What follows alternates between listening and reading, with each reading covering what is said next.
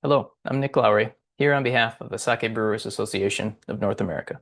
I'd like to welcome you to this recorded session from the 2025 American Craft Sake Festival, hosted by Sabana and Origami Sake in Hot Springs, Arkansas. This joint session dives into a burgeoning topic in the U.S. sake community, Kasu-tori Shochu production. With few English language resources available and shochu production still rare outside Japan, many U.S. breweries are looking for financially viable ways to make use of their leftover kasu. First, Benjamin Lin of the Jim Beam Institute at the University of Kentucky shares research into how fermentation variables like temperature, yeast, and enzyme concentration impact ethanol yield and flavor when distilling kasu. Then, Justin LeVaughn of the Void Sake Co. in Lexington, Kentucky, offers insights on how to foster successful academic and industrial partnerships. He draws from his own experience in academia and in collaborating on this project to offer guidance for brewers interested in launching research initiatives of their own. As I mentioned already, Ben and Justin originally gave this presentation at the seminar series down in Hot Springs. Unfortunately, due to technical difficulties, the recording from that original session was lost. Thankfully, both presenters were very generously willing to join me for a late night Zoom call to take a second lap through the presentation so we could share their material and expertise with you. I want to extend a sincere thank you to both Ben and Justin again for sparing their time in their busy schedules. If you enjoyed this session and you want to stay connected with Sabana for industry news, future festivals, conferences, and resources, visit sakeassociation.org to join their newsletter or follow them at Sake Association on Instagram, Facebook, or LinkedIn. And now, without further ado, let's listen to Benjamin Lin and Justin LeVaughn's re-recording of their joint session on Kasu-tori Shochu and academic collaboration. Enjoy. Tell us more about their projects. So Benjamin Lin is a multidisciplinary researcher and student with a background in biotechnology and engineering, specializing in sustainable fermentation and distillation practices. He has collaborated with the Void Sake Co. and James B. Beam Institute for Kentucky Spirits to develop innovative processes for fermenting and distilling sake lees into a traditional Japanese spirit called Kasu-tori Shochu. His work emphasizes optimizing ethanol yield, simplifying production workflows, and enhancing flavor profiles through controlled use of enzymes, yeast strains, and mash concentrations. Benjamin is also a contributor to the University of Kentucky's Wild Cask Bourbon Project, where he's involved in brand development and commercialization of student-crafted bourbon.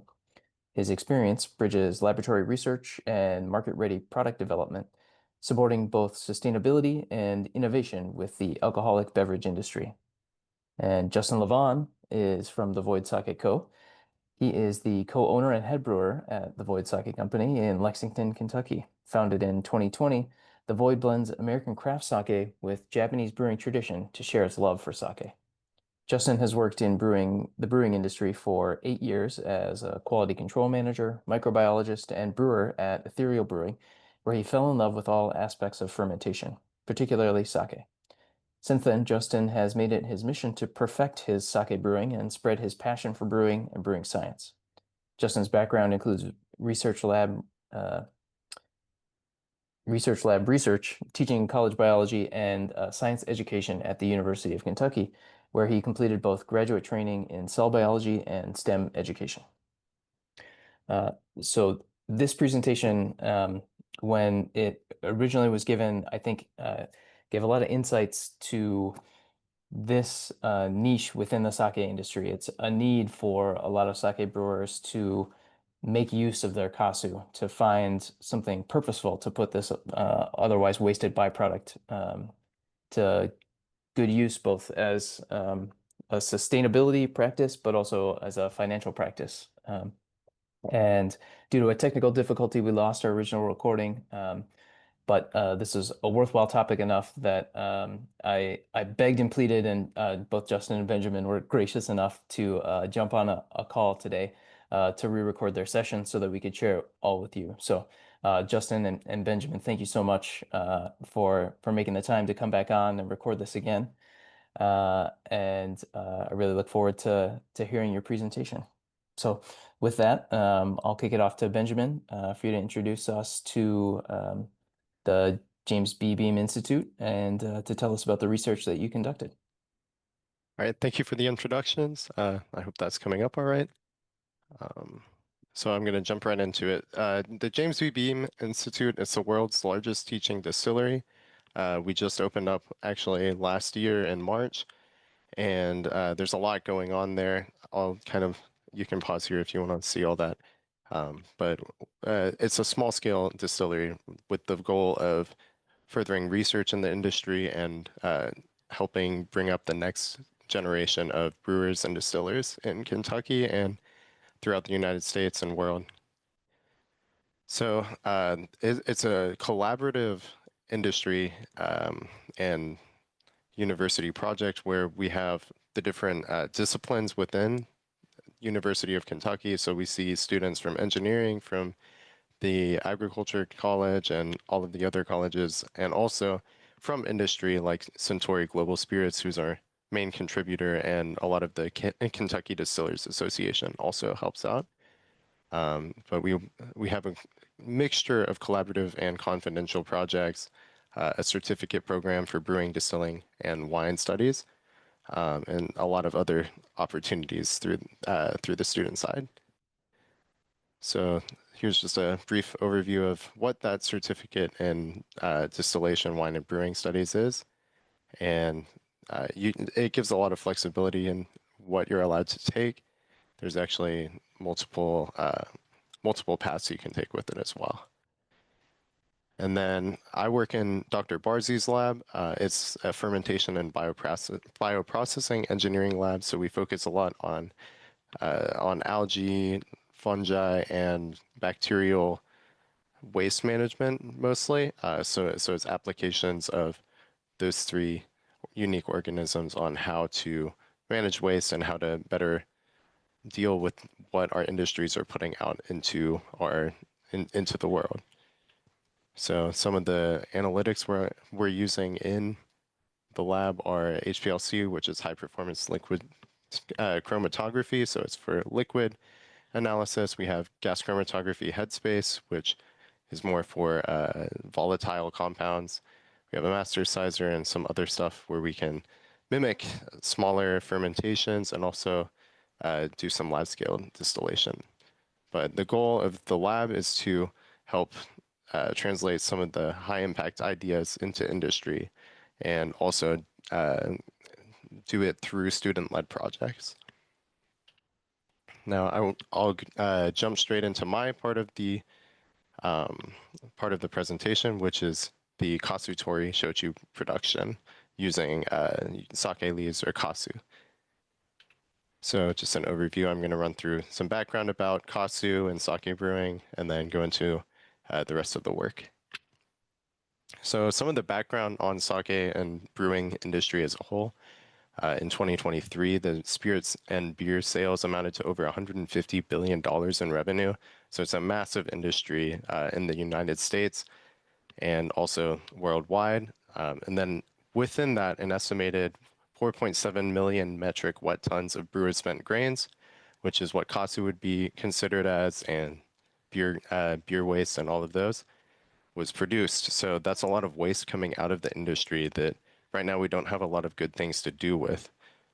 So the Void Sake Company currently donates theirs as their kasu or their sake leaves as livestock feed, and there's maybe more things that we can do with that. So generally, sake production, you'll go through your inoculation, fermentation, and pressing. So that's where you can actually get through the initial alcohol production from your rice and from your koji mold and your yeasts. But once you've done the pressing part and separated the sake from the solids, you're left over with kasu, which is a pretty rich byproduct. And that's what I'm interested in. So kasu is it's a very rich byproduct. So it's got elements of yeast, it's got elements of koji that are left over from the microbial part of the process, but then there's also the rice, like leftover sugars and leftover ethanol. So there's a lot of the stuff that we're looking for in sake is still left over in the byproducts. So in Japan, there's already a method of using this called Kasu-tori Shochu, where you produce by re-fermenting and using some of the leftovers from sake production. So the goal of this project is more to figure out how to repurpose these and document it in a reproducible way.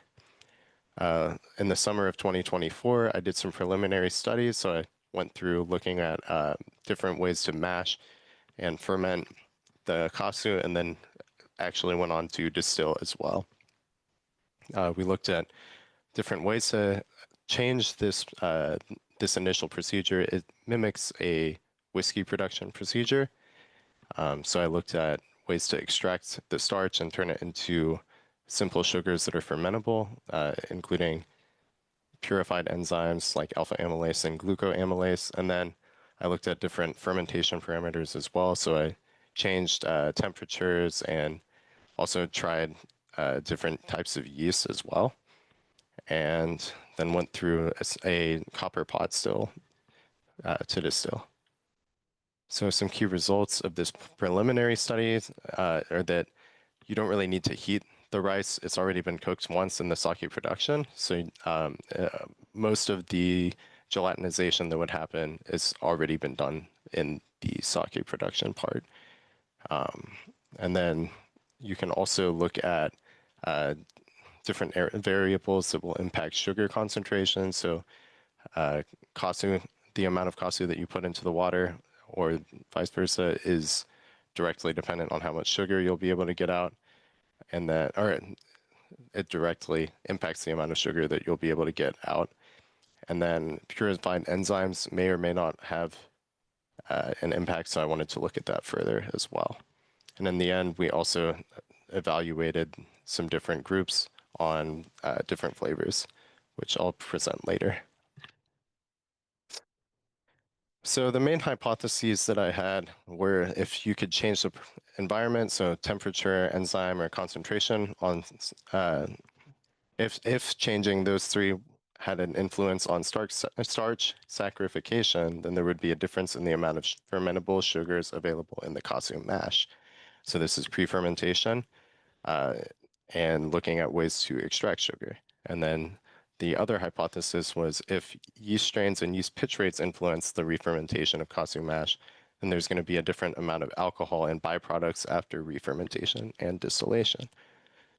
So I wanted to also highlight, I use HPLC for most of this. It's a good way to measure what's left over in our liquid produced during these fermentations and mashing stages. And then I also used a bioprocessing control, which measures the fermentation dynamics, so how far along in the process the yeast is. So I wanted to look first at the mash environment changes. So I wanted to look at enzymes first to see if I needed to put in enzymes. So I kept everything standard. So the temperature was 22 degrees Celsius, room temperature. I used a 1-to-1 concentration of water and kasu by volume. And then I did four different treatments of enzymes at a percentage based of a recommended dosage by the enzyme company. And then also did each of those treatments in triplicate. So there were 3 of each group. And then I sampled throughout 3 different days as well. Oops. So looking at that, the main thing I found is that if you see the darker is more enzymes added, so similar to what the dosing rate is described to be by the manufacturer, we see that I could use about half of the enzymes necessary from the manufacturer to get a similar amount of glucose compared to the starting amount of glucose in the mash. So as time goes on, the sugar actually decreased, which is because the yeast actually was still viable in the kasu mash and started to re-ferment. So you actually saw bubbles in the mash before we even pitched any more yeast. Moving forwards, I wanted to see if refrigeration had an a difference on the fermentation kinetics. So I looked at the same thing as the last experiment, except I changed the temperature to 7 degrees Celsius or refrigerated and took the sampling throughout a week instead of 3 days. And I saw similar similar timeline, except over 6 days we saw that only high amounts of enzymes added were really producing the sugar levels that we expected. But then I also wanted to compare it to the first experiment. So we see that it's a lot more efficient to just have the mash outside of the fridge. The starch breakdown into sugar was much faster outside of the fridge, which makes sense.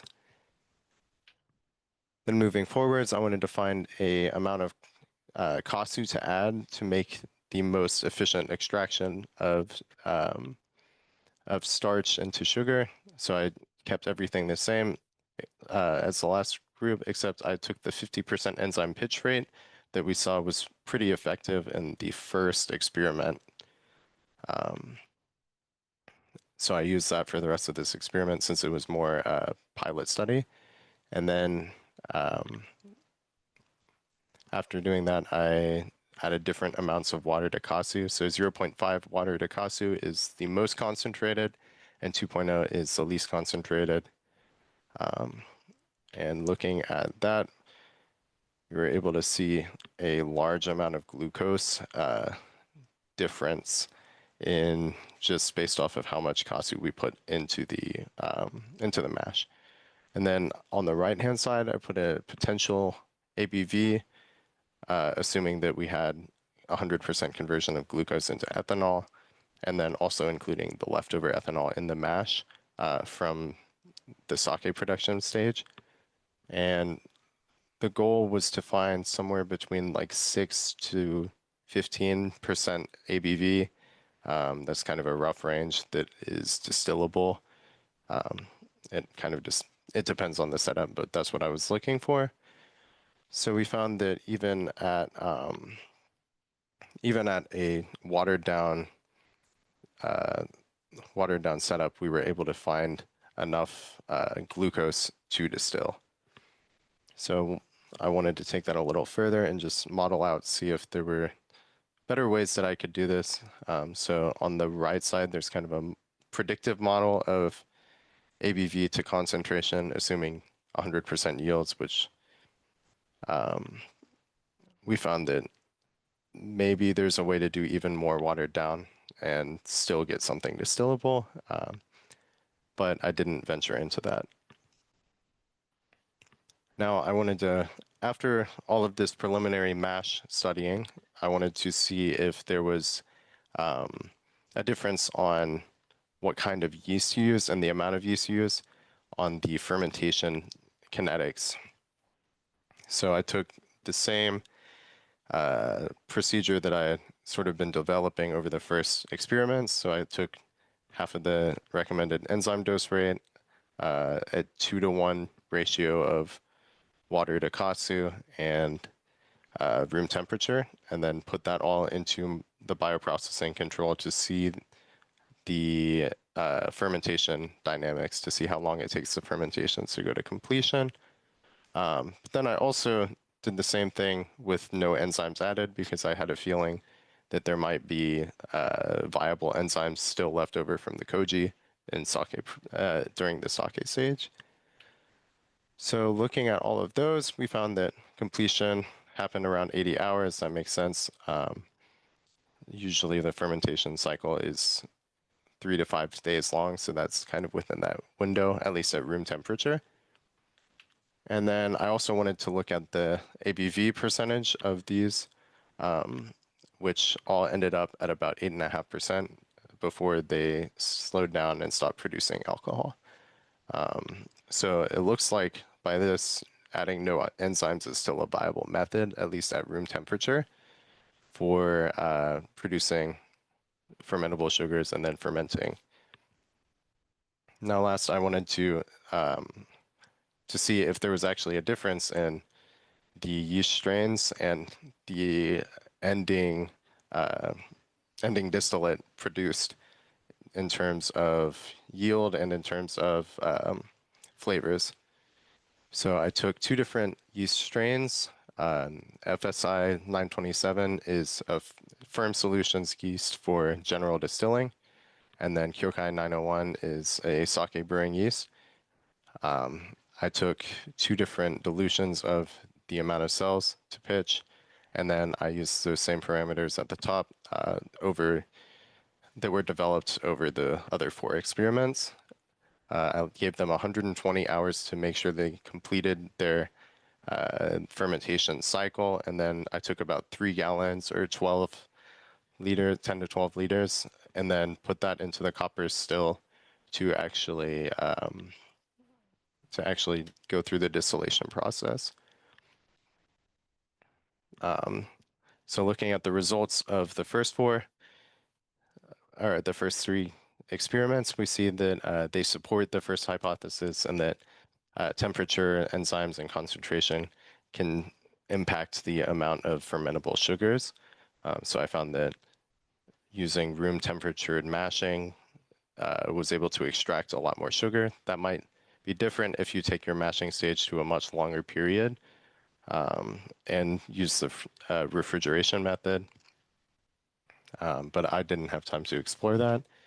And then enzymes, I found that a 50% enzyme pitch rate was able to produce a comparable amount of fermentable sugars to adding no enzymes.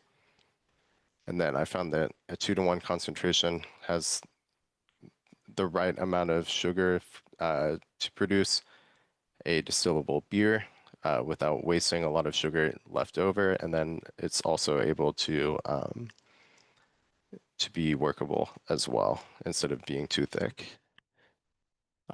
Some future work, I need to do a full sensory analysis panel. I was able to do informal sensory analysis with some people from the Beam Institute, but we weren't able to get that outsourced. I'd like to run some gas chromatography on those samples as well, just to compare the actual volatile compounds in there.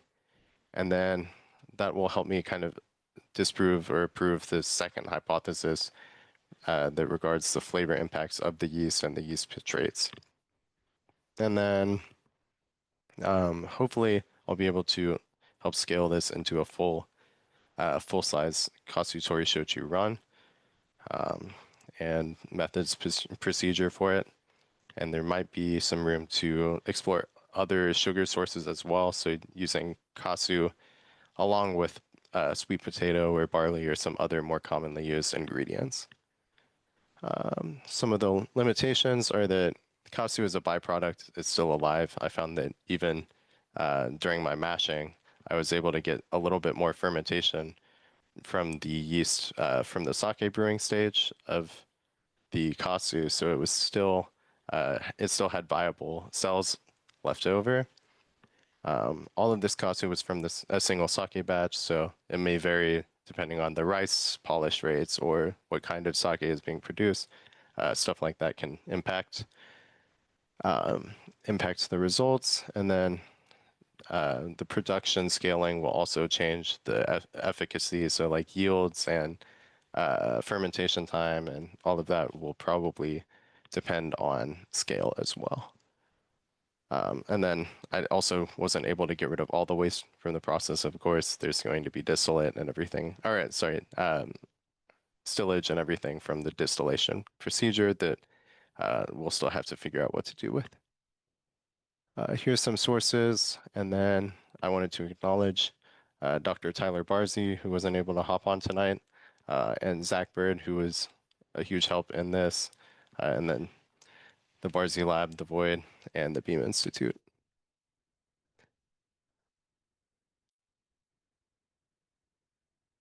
Awesome. Thank you, Benjamin. Yep. Um, a couple questions that, if you don't mind answering. Um, so can you tell us from your distillate, given the product that you started with, how much yield were you able to get out of your various permutations? Right. So I would whenever I put in about 3 gallons or 10 liters roughly of distiller's beer, I was able to get about 1 liter of distillate out of it, which, if I remember right, was around 60% ABV. So could still dilute that down. So about 2 liters of usable distillate, or 2 liters of end product from the starting 10 liters put in. And was that pretty consistent across all the different versions permutations you tried? Right. That was assuming a 2-to-1 ratio of water to Kasu, so I was um, adding twice as much water to a bucket as I was Kasu. Um, you might be able to squeeze out a little bit more if you use less water, because there's less water to strip, or less ethanol to strip from the water. I guess more ethanol, but it depends on, I think, the concentration mostly. Got it. And then you mentioned that the yeast in um, your room temperature saccharification experiments, that on day three, the yeast that was still in the kasu was still viable. And so that started to ferment all on its own.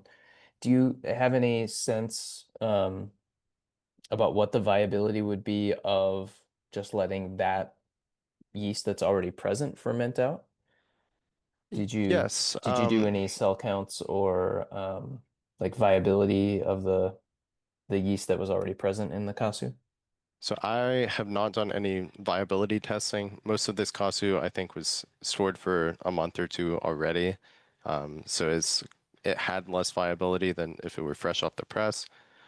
So I don't know exactly how much viability there is, but I know of a distillery in Massachusetts that has used fresh off the press Kasu and been able to get a full fermentation without adding additional yeast. So it was all off of viable yeast from the Kasu. Okay, right on. Um, and then also in your in all of these permutations you did, you the only fermentable material was the kasu itself. There were no additional starches or rice that you added as part of that Correct. process. All of the Okay. sugar and starch was just leftover Kasu. So it Okay. was rice. It was from the rice initially. Okay. Right on. And then the remind me the threshold, like the window that you need that beer to be in before you can actually successfully distill it. So for our pot still methods, we're looking for between about 5 or 6% as the low and usually 12 to 15 as the high to minimize waste. Usually, for whiskey production, at least, it seems to be a good sweet spot for maximizing your yield.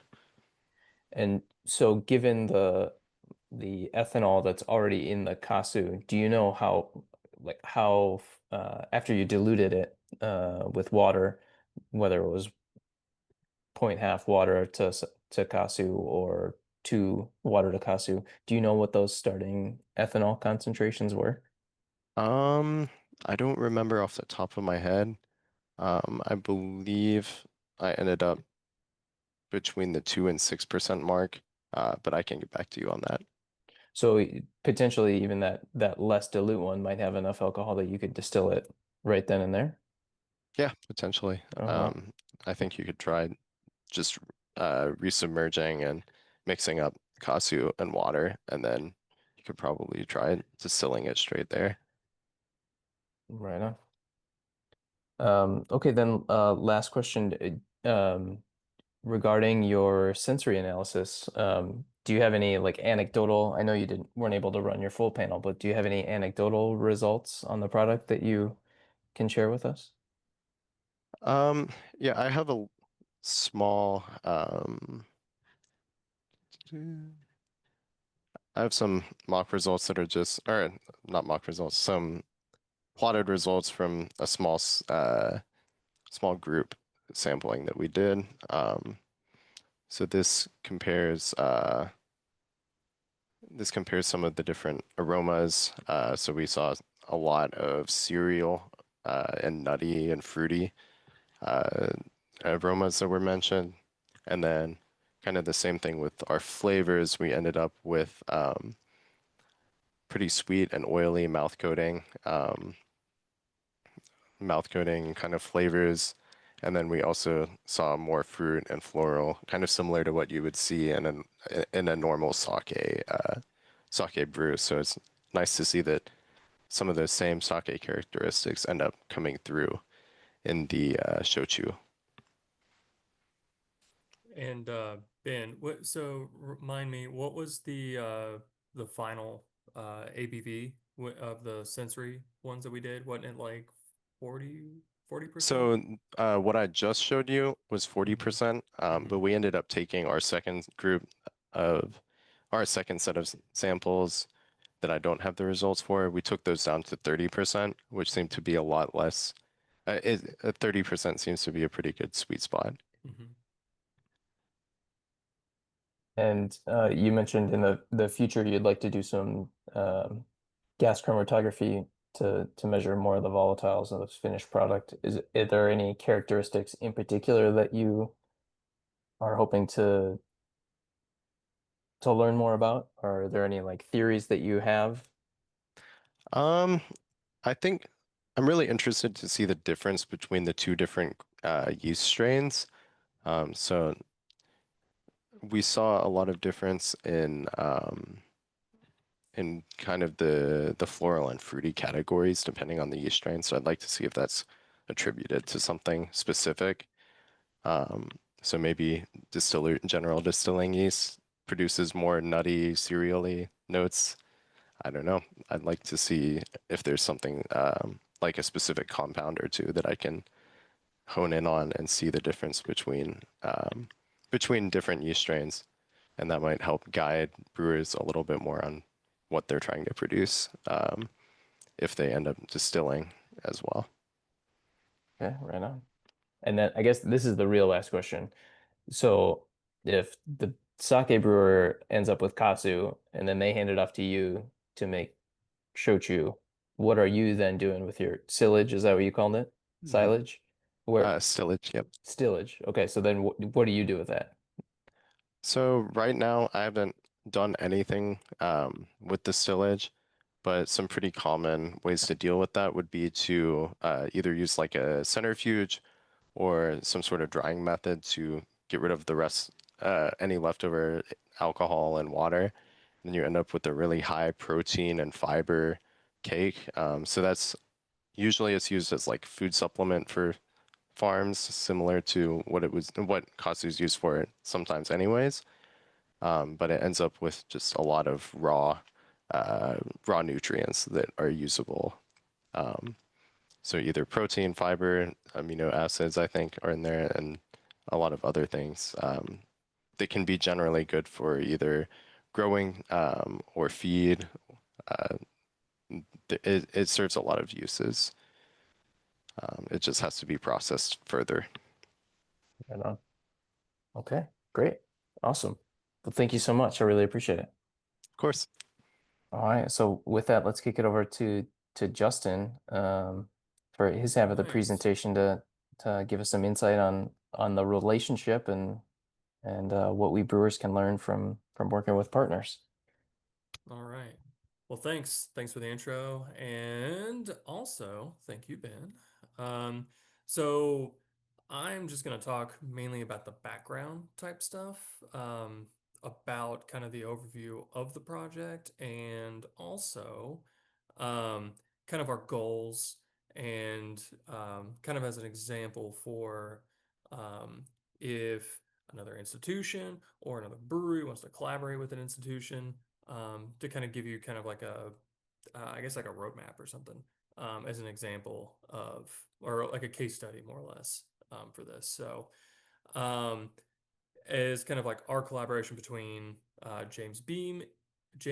Beam Institute, which I'm gonna say JBI, so I don't have to keep saying that word or that mouthful of words. Between us academia and industry. Um, so kind of putting like theory to practice, more or less. So is this working? There it goes. Okay. So Ben gave an overview of JBI and the Barzi Lab. So for those that don't know anything about the Void, here's a brief outline. Well, brief outline of the what I'm going to talk about, but also I'll start off with kind of like what is the Void or who is the Void. Um, so we'll go through the people and places, go through the goals, and particularly the outcomes, which you've already seen a lot of those outcomes from Ben's work, and then just some overall kind of like conclusions from it. So, um, the Void Sake Brewery is we were kind of incorporated in 2020. Started our first batch in 2021, so just under 4 years old. But kind of our kind of motto or ethos is kind of that, like what Nick said, bridging kind of American craft beverage with Japanese tradition with sake, to kind of bring that broad appeal of sake to everyone. So, um, here's some photos of the, let me move this away here, of the production space. So we have two spaces. This is our production space. It's about 1,700 square foot space.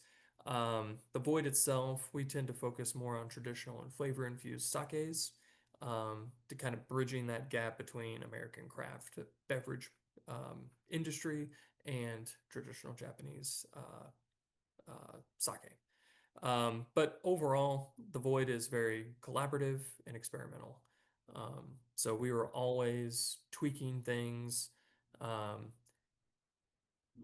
Batches are more or less or we try to be very consistent with our batches, but we're always tweaking parameters within those to see if it changes that consistency or not. But anyway, um, but because of that, this collaboration between JBI and Void was a very, um, on paper, a very good one, just because with the academic institute like them, they're wanting to do want to do a lot of collaborative or experimental type things.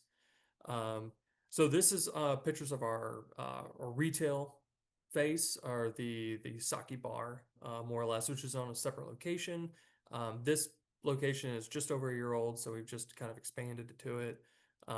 It's about 3 times the size of our production space. Seats about 100 people. In kind of the Lexington warehouse block, we wanted to focus more on the kind of vibes of our original space, which the brewery and the retail space used to be in there. Very low lit, very intimate, izakaya feel, sake cocktails, beer, but also as a community space. Um, so where kind of like the Void and this meet is kind of like the Void's, like, I guess, overall, or my overall kind of view on education and informal education, and kind of bridging the gaps between that and commercial space and academic space. So our values are kind of expanding sake awareness and education, being a niche product. We do tours, tours, tastings, because it's so niche, but most people have had some brush experience with sake. That's important, for us and also the consumer to get people into it. But also as outreach, we try to do as a third spaces concept, bringing people together to engage with the community, our local community around the brewery, but also sake in general. So bridging community over sake, um, but also collaborating with different institutions, businesses. Okay, that was long-winded about the Void, but Ben's already talked about JBI, so I'm just going to skip through these slides real quick to the project goals. So overall, the goals of the project, one, what started out with this was some potential for another commercial product. We knew we had this waste.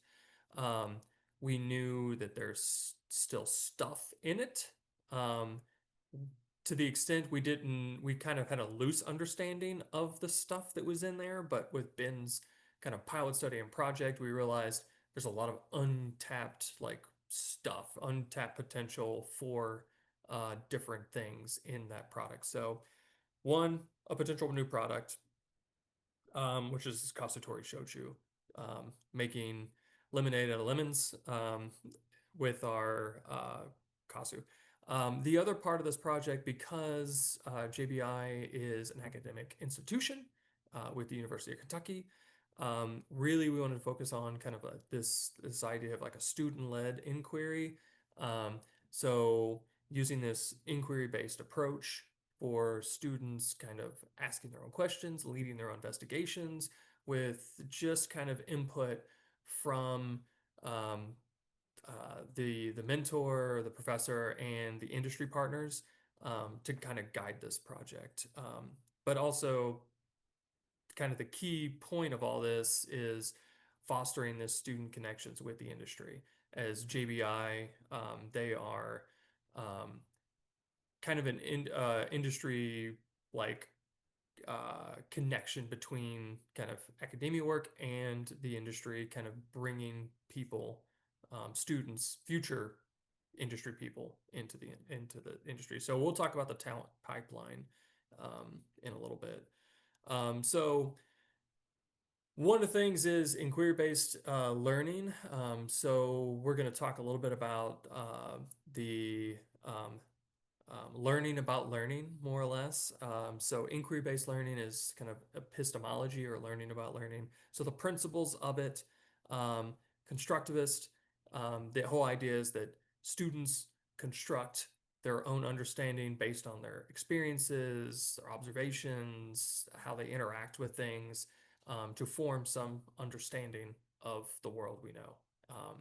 And this is pretty much with any sort of like physical sciences and whatnot. So, but also part of this, I mentioned student-led, because students are actively engaged in that kind of knowledge construction.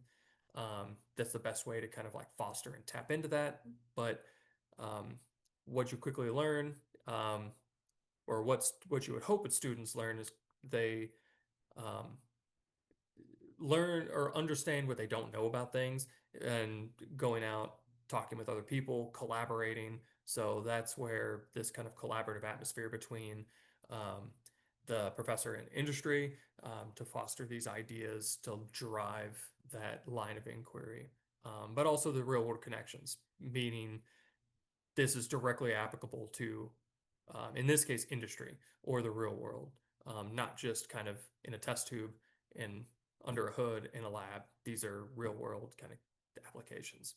And then there's kind of the very short definition of my long-winded explanation. But the other part of that mentioned before is the talent pipeline. This is just a picture that I pulled off.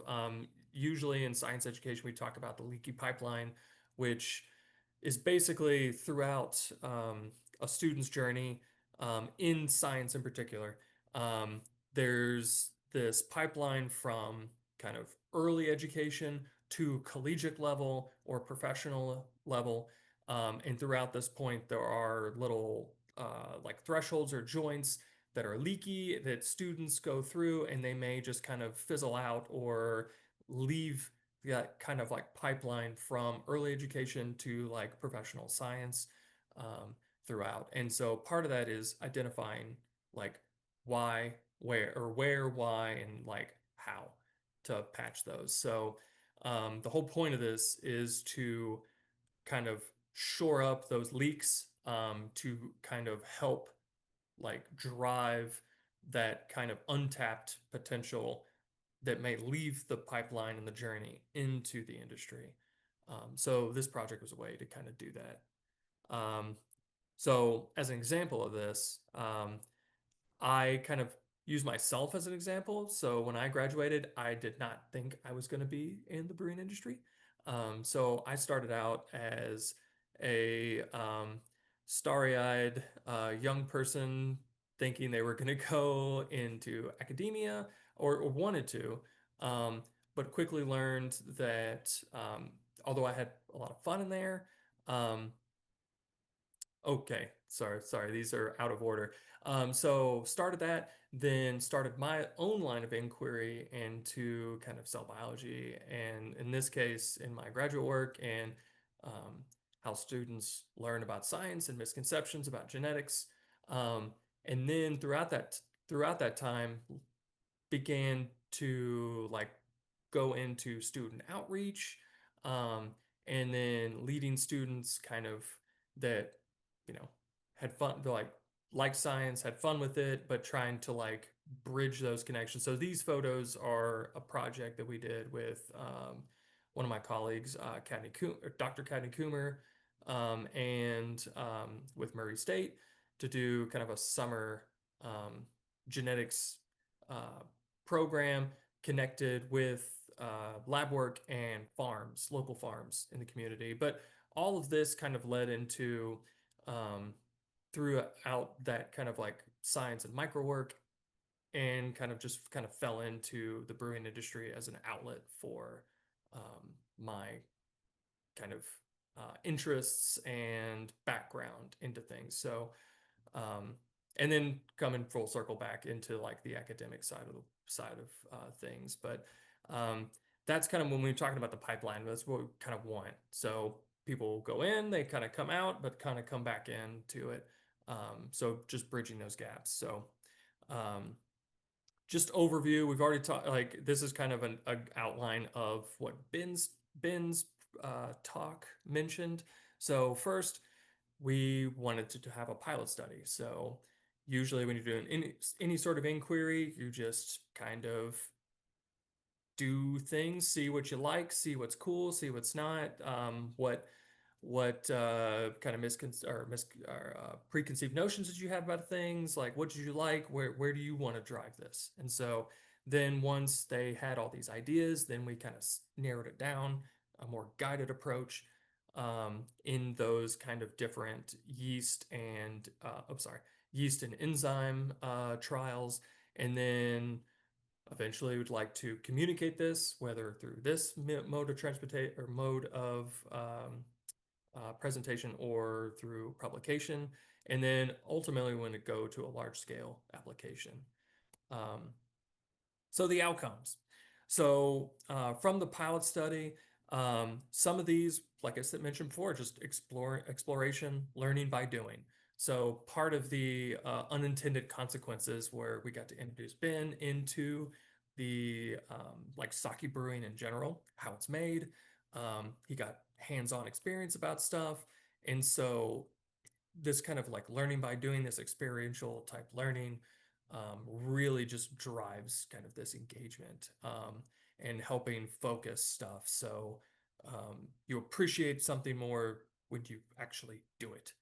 So that was kind of the goal from this pilot study, is to get the background knowledge, necessary background knowledge to kind of go with it more or less.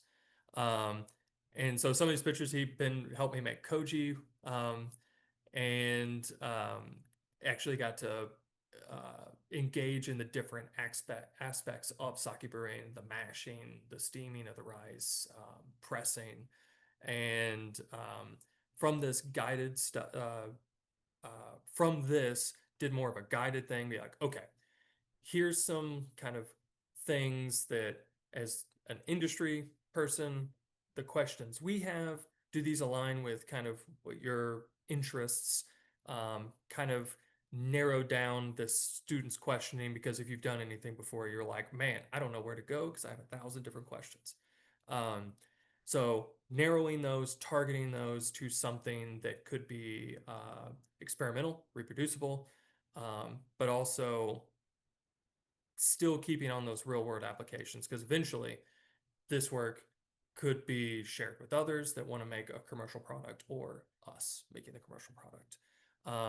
And at the time of this, I think Ben has submitted or is in sort of review for publication of this work.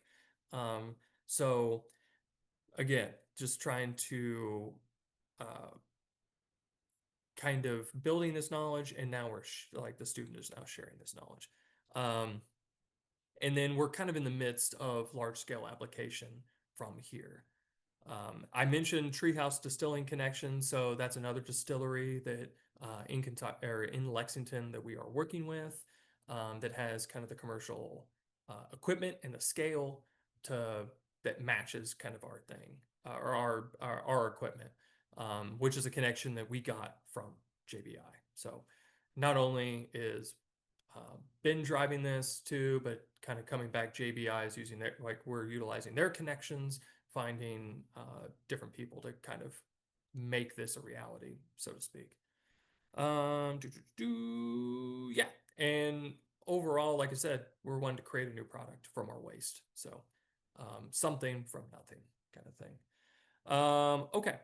So like I mentioned before, oh, sorry, the academic industry pipeline, hopefully Ben stays in the industry. But this is just kind of a way for other brewers or other institutions, as a way to kind of like tap into that potential to eventually grow this industry.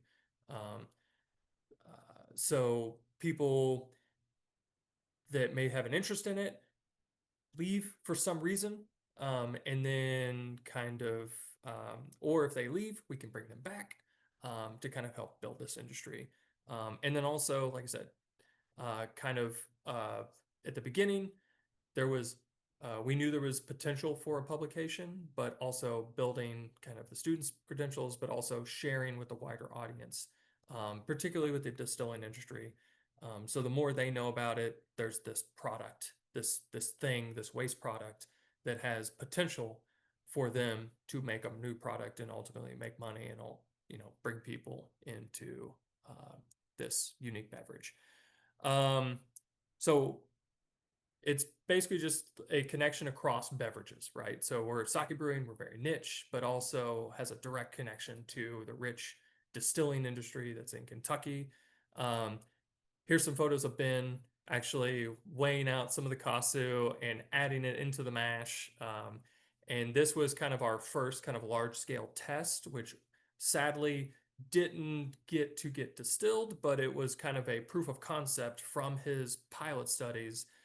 Can we ferment this on a large scale and get the same results? So, but then also too, Ben did he spent a week with Treehouse Distilling, seeing how they make their Kasu-tori Shochu, which gets it from Bar the Star Sake Brewing, and they have Tanuki, which is their commercial product.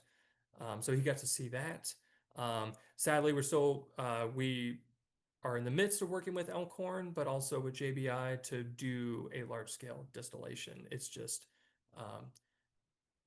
when you're working with production schedules and things around there are always something to be aware of, when you're doing something like this. But oh, and then kind of a tangential kind of side project from this is, when you're doing these partnerships and stuff, there's always kind of added benefits, that you can get out of this. So while Ben was doing this project, another student had another kind of interest in the ideas. So this is kind of this industry extension, beyond the scope of the project, that was also fruitful and building these kind of connections with sake brewing industry, but also with other people in food science in this case, or beverage. So this is Kelsey and Eric. They are two students, one PhD student, and Eric is a non-traditional undergrad student, who came on board and wanted to do a sake project. So there's other students doing koji-based whiskeys, but they were specifically interested in doing a kind of sake sensory panel, and doing some sensory work for us on our sakes to build kind of to help aid in our quest for consistency and whatnot. And so we hosted these panels about twice a week, and did a full training. Some of these were sake novices. Some had sake before, some very new to sake. So we use this kind of build a sensory palette, one for in-house use, to help kind of grade our sakes and stuff. So this was all kind of another student-led project, with the intent of having a usable product for industry. Um, and then we also did some triangle testing, which is really fun stuff, but it's a lot of work. So we're happy that she did that and also provided a wealth of information for us on our products. So why it all matters. So hopefully, I hope you can see like why when we're talking about building this kind of very niche industry, we need kind of these connections to help build it up to make it more accessible to basically everybody. So Saki's talked about a worldwide beverage. Um, I mean, yeah, and also we want to make it a very commonplace beverage. So you go out to a bar, order a beer, be like, no, I'll have a sake. But so these connections with other industries, with distilling, um, with other student work in food science, but also trying to, get more people into sake brewing, whether they want to brew it or work with the brewers or just be in the industry in general. So, yeah, that's pretty much it. We'll take some questions. Oh, I'm happy to give them. Um, uh, thanks. I mean, I think we all share your enthusiasm that and your goal that we want to get more sake drinkers out there, so that Yeah, there's more sake for us to drink. right. Um, so, Justin, can you tell us specifically for this project, can you give us some insight as to how um, like this project actually came to be? What was the hmm genesis for how you became involved with um, JBBI and in meeting Benjamin? Yeah. Well, I guess like with most stories, it all started over a glass of beer. Um, I just kind of they had their like annual conference, visited a good friend of mine at a brewery that they were at, got introduced, got to talking, and then um, so I had known some people in JBI, and got connected with them, and then we just kind of talked about like what we want to see, what we'd like to see in the industry and stuff like so that was a very like informal meeting. Um, but from that, it was, exchange cards, hey, contact me, and all it took was an email to send out to them, be like, hey, I've got an idea. Or, you know, hey, I have this, like, I don't have the time to do this, but would any of your students be interested in this as kind of like a summer research thing, summer intern thing? And, you know, uh, Dr. Barzy and Dr. Barron were like, yes, we want that. So, um, really, it's just as simple as that. Like you meet somebody, they, give you a card and you just email them with kind of it doesn't have to be a well thought out thing. It could be like, hey, I'm thinking about this. What are your thoughts? Um, so it's not a very glamorous like way of how I got involved, but I mean, it's really that simple. So as kind of like if another brewery or owner is thinking about like, I'd like to work with these people or as a brewer and be like, man, I've got all these projects, but I do not have the time. I am a staff of one. So I need help kind of thing. So for this specific alumni event that you were at, hmm were you, or that networking event, you were there hmm because you were an alumni of the University of Kentucky? Actually, I mean, I am, but it was a totally different thing. I was there meeting another brewing friend talking about a collaboration with another brewery, and they just happened to be there for Got it. like the after party. I see. So pure happenstance. Yeah, just pure happenstance. Got it. Okay. So that it's as easy as that. You just need to go Yeah, out drinking more. yeah, exactly. That's right. Life finds a way. The beverage brings us Yeah, together. but Um, I mean, part of that too is like I mean, universities are. I'm sure there's quite a bit of universities trying to build these programs, and they may be really small. And JBI is a smaller program, and um, like they had no idea that we existed, and so it was kind of that like, well, go out there, introduce yourself, and you know, hopefully yeah, I guess I don't know. Yeah, To so explain it. to that end, what for other brewers that maybe don't have you know an institute specifically Hmm. dedicated to distillation, or maybe they're interested in a project in a different vein, Hmm. like what potential collaborators would you recommend people be on the lookout for? Whether it be Uh, like specific roles or types of institutes or yeah. types of colleges.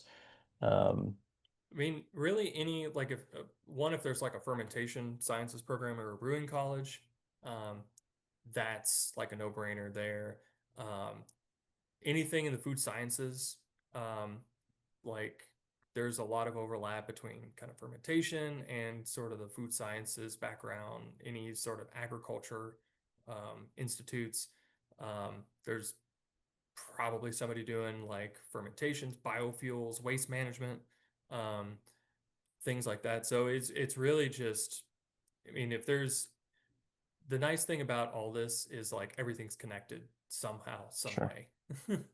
And all it takes is kind of like just one line of inquiry, like one question to take you endless paths kind of thing.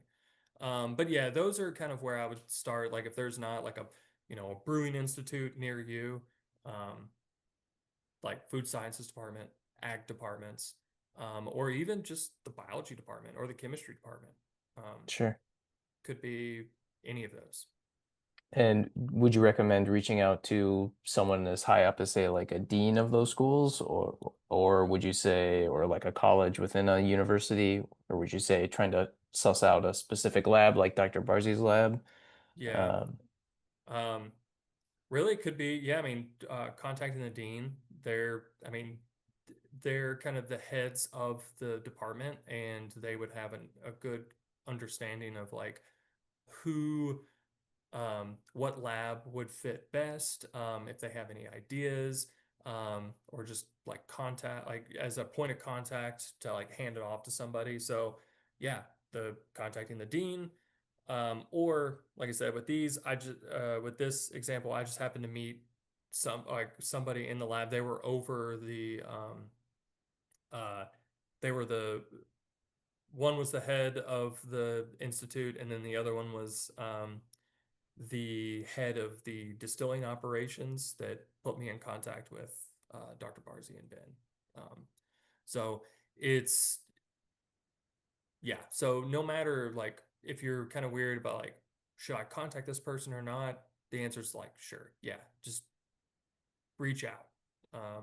Because chances are you're gonna find somebody interested from there. right on. Just be brave. Yeah. Make the Just be connection. brave. Okay, right on. Um, and then I what? guess I will add too is like with these public universities too, they are looking for opportunities to engage in industry. Um, a lot of times, like they're too focused on like the lab area or like in the lab, and they want partners to be able to like take the students out of the lab, out of you know the bench work and into the real world. So, I mean, they're always looking for opportunities. So. And are you able to share like how this project was funded, if it was funded at all, and like what can industry expect in that regard for like what a university's expectations might be in Yeah. terms of funding or resources, or at the end of the spectrum, or at the end of the process, what is a typical like sort of sharing arrangement Hmm. for whatever product or knowledge or technique is sort of learned in the process. Yeah. So as far as like funding goes, that's always probably should be talked about first. With JBI, they had funds set aside for projects like this. It started out, correct me if I'm wrong, Ben, it was like a summer intern kind of ship. You and a bunch of like six other students were working at the distillery for the summer. I just kind of came in and pitched. like we just talked about koji and kasu and like how this could be applicable to the distilling industry, and then um, you found in or you got interest from that, and then it kind of budded from there. Um, but like we had talked about, like, okay, funding, student funding for this, and what sorts of things would Void be, need to cover, and they JBI cover. But fortunately for them, they had access to a lot of different things, not just like financial, like capital, but also like the equipment to do um, a lot of the chromatography and like the setups. Um, and then for us, it was just open up our space, like open up our equipment, open up to the process. Um, so really, it could be just as simple as like providing a space for the students or whoever to come in. Um, so it could be simple as that. It could, I mean, there's 1,000 different ways you can do it, but usually um, they have they may have grants or funding, or can secure grant funding to do this, or you can help in that. So Right. I think JBI was able to cover most of like the lab equipment mhm. expenses, so like test tubes and that kind of thing. I was able to travel to the conference and to Treehouse off of a travel grant, like a student opportunity fund. And then my work in the summer was paid for through my on-campus experience. Part of that was they wanted me to branch out and do industry research for a few days a week as part of that that was paid, also through JBI. But then during the semester, I was able to just do research for credit instead. So I wasn't getting paid, I got credit hours instead. So that's also a good way to partner up. So that way it's educational and experience that I'm able to show off that I've done, and it's not at expense of the void or whoever you're working with. Yeah, because I think at the end of the day, you know, you got to eat, so we wanted them to get paid. For sure. Yeah. We want to So, make sure no one's getting the short end of the stick. yeah, Right on. Um, okay. How about specific to the production of shochu? Were there any regulatory hurdles that you think sake brewers should be aware of um, in turning their sake kasu into shochu? yeah. So depend, and this is where like your mileage may vary. Like each state has their own kind of uh hoops that you got to jump through. So like with Kentucky, like we don't have a distilling license, so but like we can ferment on site. So I guess there's two ways you can do it. One, it depends on like how much control you want as the brewer. If this is your product or if you're selling it to somebody else, so you can more control is doing it in-house, fermenting, and then contract distilling through like a distiller with a license to be able to distill. But then once they distill it, usually they have to package it, and then you buy it back from them. So there's a like a chain of uh, what do you call it? Chain of custody? Yeah, chain of custody kind of thing of basically the government wants their money, their Sure. tax money. So there's kind of weird things that you have to go through for that. Um, that's if like you want to retain control of it and like marketing and everything else. The other part is um, you could just sell it, and they ferment it, distill it, which is kind of like Treehouse does. My understanding is that they purchase the kasu, they do fermentation, distillation, and it's a product that they sell. So and then there's kind of what like variations in between that you could do, whether it's like a collaboration where you donate or sell or something and get some product back. but um, it's not as simple as just kind of like fermenting and distilling it on site, although you could get a distilling license to be able to do it, yourself. Um, but yeah, I hope that answers the question. I kind of Yeah. rambled for a minute there. No, I think that's Um, great. but yeah, so there, I would say just check your state laws, and see, um, kind of the idiosyncrasies there. I know like federally, um, I don't think a winery is like a sake brewery can have bulk spirits on site. So that's why it's like they distill it. You can't just buy the bulk spirits back and then package it on site. It has to be, you know, distilled, packaged, and bonded, I guess is the right word, and then sent back to you. So Right on. And then last question. Right now, what's your best estimate? When are we going to see shochu made from void kasu out on the market? I'd say this year. Okay, okay. That's That's the it. widest answer.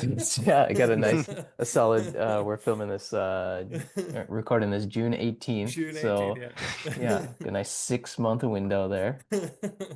No, I mean yeah, so we're kind of on this. I think JBI recently just got um licensing to be able to distill and sell product, like their own product, which is Wow. why like Okay. we couldn't do it initially on site, because it would make more sense to like do this and then scale it up on their distillery and then do that. But there was some legalities there, which is why we were trying to find other business partners to do it. So, but that limitation I don't think is there anymore. So hopefully, Y- Yeah, the Wild Cask Bourbon project was able to clear all of the yeah, all of that side of stuff, which is nice. yeah. Um, so yeah, so that's a new kind of development since we presented this in April. Okay, right So on. That's very exciting. yeah. All right, awesome. Well, I will be sure to keep my holiday wish list. Make sure that I keep Void Kasu Shochu uh, on that list so Yeah. everybody knows what to buy me. Um, all right. Well, with that, again, I want to thank you both, Justin and Benjamin, for coming on and being so willing to re-record this session so that we can get your knowledge out here to our brewers and our members. Um, really exciting the work that you guys put into this and what it could mean for our members to make use of their Kasu. Um, I think Awesome. with that, we'll call it a wrap. Yeah. All Thank right. you so much. Thank you. Yeah, of course. Thanks again for joining us on this re-recorded session from the 2025 American Craft Sake Festival. We had a great time and we hope you learned something new. To stay connected with the Sake Brewers Association of North America and to be the first to hear about future events and resources, sign up for their newsletter online at sakeassociation.org or follow at Sake Association on Instagram, Facebook, or LinkedIn. Thanks.